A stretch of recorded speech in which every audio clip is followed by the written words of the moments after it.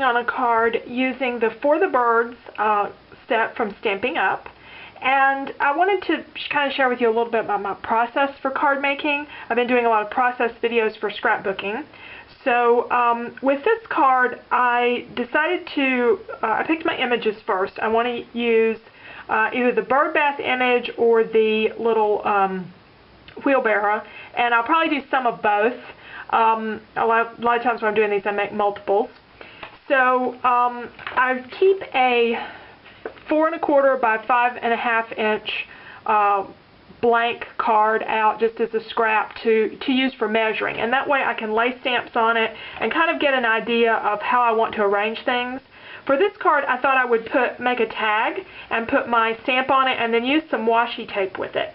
So I went to the Cricut, and I'm using the Tags, Bags, Boxes, and More set, and I cut a tag, the scallop top tag that's 4 1/4 inches long. I just did some measuring and kind of figured out what I thought would be a good size for this.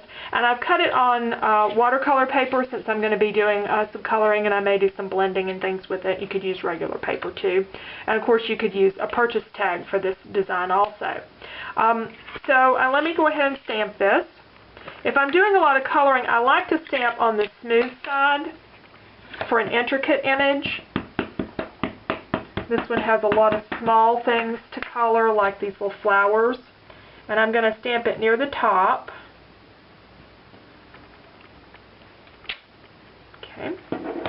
And I'm going to be putting some washi tape on the bottom, so I got all my different washi tapes out, and that's how I'm picking my colors for this card, is to go by the different washi tapes that I decide to use. I know I want to use some bright colors, and I really like this blue and the pink, even though they're both polka dots. We'll see how that goes. If I'm going to have leaves and stuff, I'm going to have green, and let's get something besides polka dots. I think I like this yellow better, and the orange. Okay. So we'll have all those bright colors, and those will guide the choices for the markers that I use. Alright, and these are the markers that I picked. I've got a couple of shades of each color. So except the orange and the yellow, I decided just to do one of each and do a little bit of each of those. And then a neutral color if I need that for the wagon or the wheels or something. So now I'm going to do the coloring, and then we'll come back and work on putting the card together. Okay, I am the first to admit I am not the world's best colorer, and it's kind of one of the things I like about these small images is you can do some shading and stuff, but I think they still look really cute even if you don't get super fancy.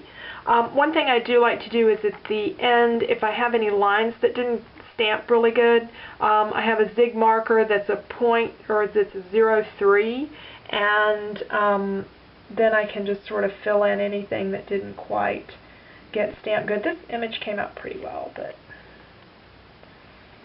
finish off any little bits there that didn't look like they stamped good. Okay, now I'm ready to add my washi tape, and I can do my colors in pretty much any order. The only thing I need to do is to make sure I pick one color to go across the top. I'm going to have rows of color and then one to top them, and I want something that's kind of dark and maybe a little bit thicker tape or more opaque tape, and I've picked this blue. So I'm going to start actually with the green on the outside. It doesn't make that much difference, just whatever looks pleasing to you. The top of these may show through the blue a little bit, so I am going to trim them.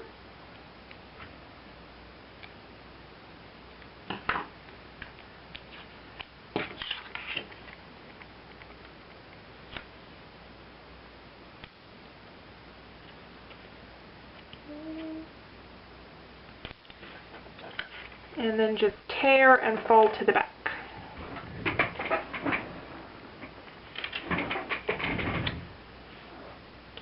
And let's see, I think I'll do the orange next.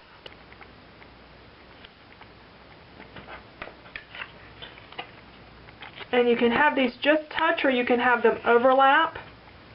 If you need to spread them out a little bit more, have them just touch. But if you've got more tapes that you want to use than space, just have them overlap a little bit. They'll look really pretty that way too, combining the colors.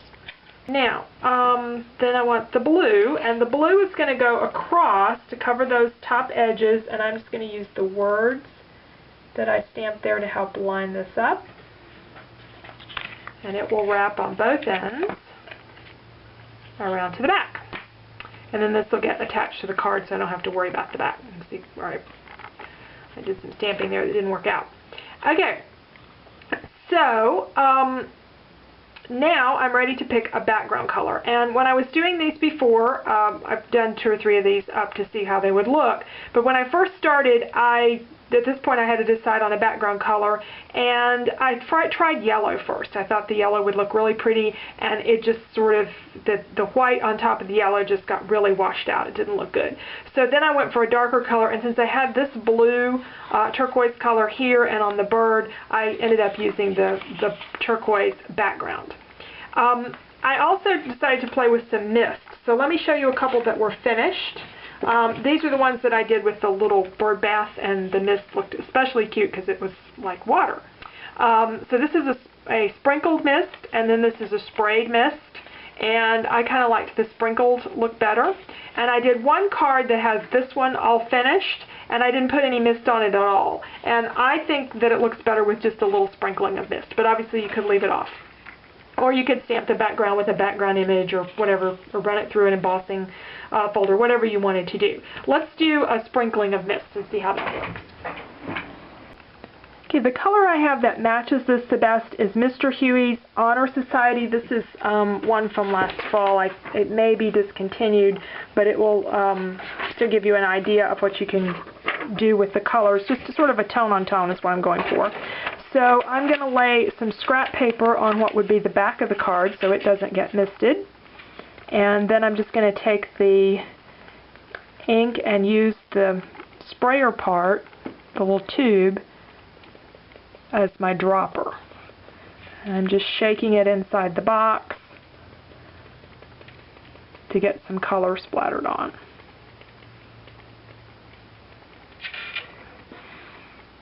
Okay.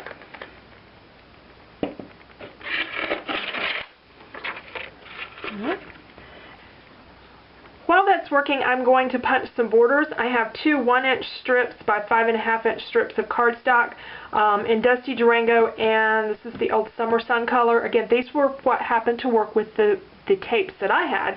So whatever ones you were using, you can pick some colors that match those. And I'm just going to punch it with the regular scallop punch. On some of the other cards I had, you notice I used the can't remember what that's called, that little lacy punch they have in the Stampin' Up! Catalog. But, you know, whatever edge punch you want to use.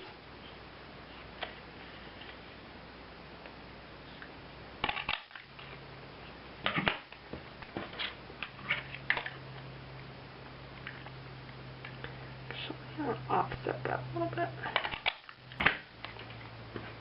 Okay, that doesn't come out so good.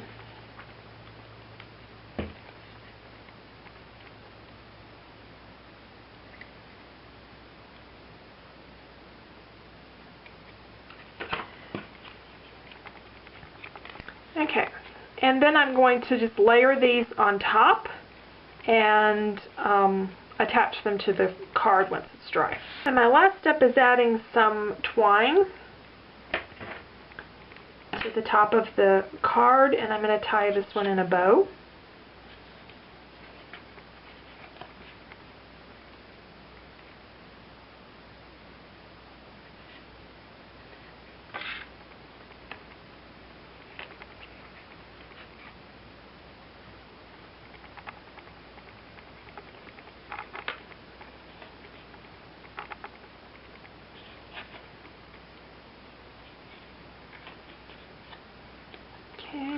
And I'm going to attach it on the back with glue dot, or dimensional.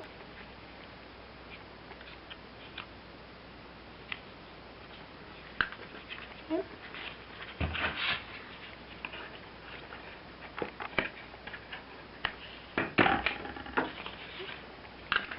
And there's our card. Here's one of the other variations of the card. I did a bunch of these because these are probably going to go in my Operation Right Home boxes. that I like to send out, or I may keep one for my husband or our special friend. Anyway, I hope you enjoyed the card today, and please leave me a comment or question. I'd love to hear from you, and thanks for watching. Bye-bye.